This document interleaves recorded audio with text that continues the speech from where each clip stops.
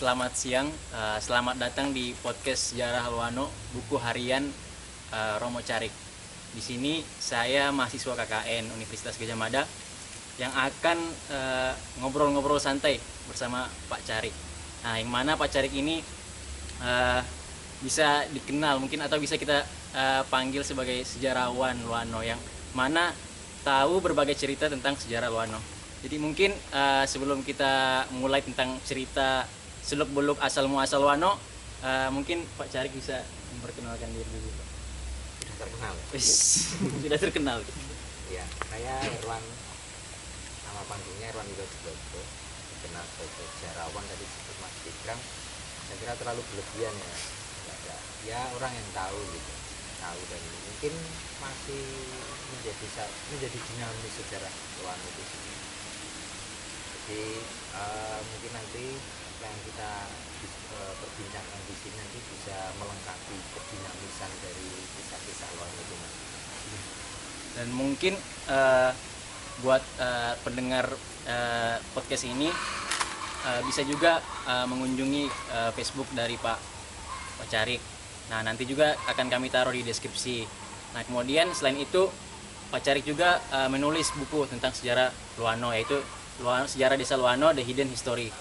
Nah, kalau yang pernah saya baca sedikit Pak dari buku Sejarah Loano itu, Bapak menyebutkan bahwa penulisan buku ini itu dimulai karena rasa keprihatinan Pak akan Desa Loano yang kaya akan sejarah dan budaya, namun mulai tenggelam Pak karena cerita-ceritanya itu tidak diturunkan secara turun-temurun gitu. Benar sekali Mas Fikram. Jadi rasa keprihatinan itu sebenarnya kan sudah lama ya. Jadi sejak saya kecil itu Loano itu kayak potensi sejarah, tapi ya itu tadi yang ada hanya cerita pitu. Kemudian ada juga diceritakan melalui ada tulisan satu literasi Jawa itu namanya Babat Loano Banyure, yang mana itu hanya kalangan-kalangan tertentu yang dapat mengakses dan membacanya. Pun begitu bagi kita yang generasi muda yang sudah tidak begitu mengenal bahasa Jawa juga sulit untuk mempelajarinya. Oleh karena itu dari cerita pitutur orang tua atau pendahulu, karena satu sejak kecil suka mendengarkan orang-orang tua itu bercerita, kemudian ya akhirnya saya cicil gitu, saya masukkan jadi tulisan-tulisan gitu, jadi satu bunga rampai yang akhirnya mengisahkan tentang sejarah Loano sendiri. Dan Mas Fikram perlu tahu ya, jadi kita ini hari ini ada di satu tempat ini, kalau orang Loano namanya menyebut Sendang Umbul. Jadi Sendang Umbul ini menurut kepercayaan orang tua kami dahulu ini adalah awal dari sejarah Loano itu dimulai. Jadi Sendang Umbul ini bagi kami adalah satu pusaka yang diberikan oleh moyang kami, bahwa disinilah asal usul Loano itu dimulai. Kemudian di buku saya itu ya saya kisahkan tentang ada kisah cinta yang sudah mati dan lain sebagainya, itu tidak bisa. Cerita yang menarik ya. Dan mungkin kalau bicara soal nama desa, dan pasti semua nama itu punya arti, dan arti itu pasti datang dari sebuah cerita yang panjang. Nah, mungkin untuk episode pertama kali ini kita akan bercerita tentang asal muasal nama kata Loano itu sendiri. Mungkin Pak Carik bagaimana Pak? Ya karena ini di Loano ya, kita tentang Loano ya. Di asal usulnya itu Loano itu sebenarnya dari dua kata, Lo dan Wano. Lo itu merupakan dulu ada pohon lo. Lo itu kalau sejenis beringin tapi buahnya itu menempel di batangnya. Kemudian daunnya juga agak besar daripada pohon beringin yang biasa itu. Kemudian kata yang kedua ada Wano. Wano itu kalau dalam bahasa Jawa, kalau di Indonesia kan bersama. Nah, jadi Lo Wano itu sebenarnya dari kata di bawah pohon lo mereka bersama.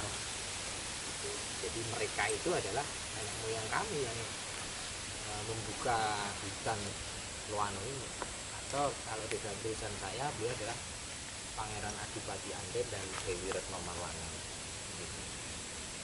Nah, mungkin para penonton bakal bertanya-tanya, siapa sih Pangeran Adipati Anden. Pangeran Adipati Anden.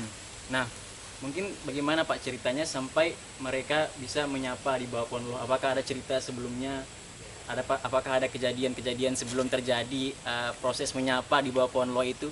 Ya, jadi ini ya Mas Witam. Jadi Alkisah itu dua orang suami istri ini, so, Pangeran Adipati Anden dan Dewi Retno Malangan itu pada suatu ketika itu mereka sedang, kalau orang sekarang nyebutnya nesonan gitu.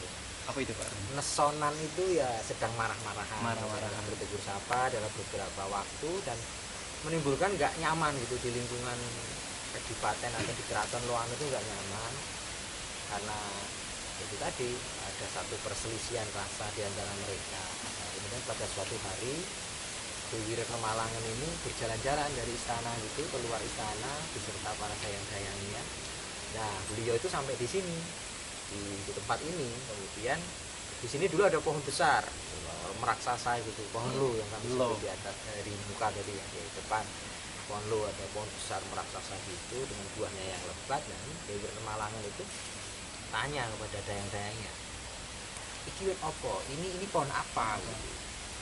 Tidak ada yang bisa jawab, tidak ada yang tahu pohon apa gitu katanya. Kemudian dalam saat yang bersamaan suaminya itu juga keluar dari istana di belakangnya ini. Kemudian dia menyebut, kui arane wit lo, kui arane itu kalau bahasa Indonesia ya itu namanya pohon lo.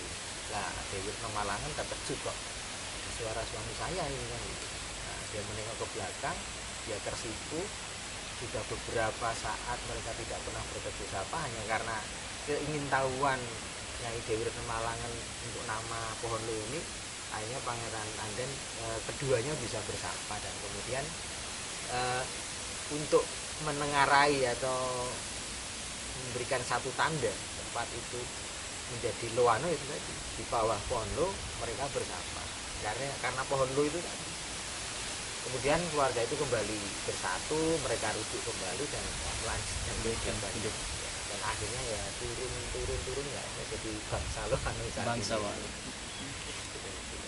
Tapi mungkin kalau kita gali lebih dalam terkait mengapa marah-marahan antar keduanya marah-marahan iya. gitu ya. Itu ya kenapa Pak?